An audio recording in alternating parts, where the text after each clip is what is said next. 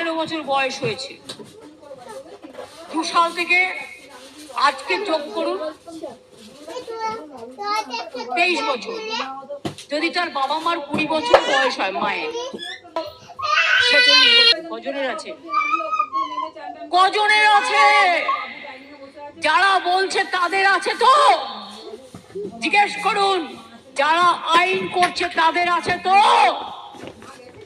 যারা সোনার চামচ মুখে দিয়ে জন্মগ্রহণ করেছেন তারা কি করে বুঝবে খেটে খাওয়া মানুষের কথা, গরিব মানুষের কথা? বলছে বাংলা ভাষা বলে কোনো ভাষাই নেই।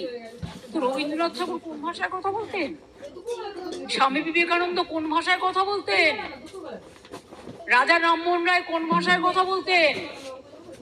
ঈশ্বরচন্দ্র বিদ্যাসাগর কোন ভাষায় কথা বলতেন? বিরসা মুন্ডা, রঘুনাথ মুর্মু তার নিজের ভাষায় কথা বলতেন।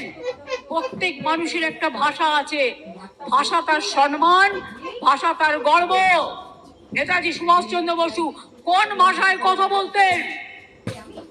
আর বলছে বাংলা বলে কোনো ভাষাই নেই। অপদার্থগুলো, এদের কি বলবো বলুন? কোনো কথা বললেও নীরবে বুকটা ফেটে যায়, কিন্তু নিজে একটা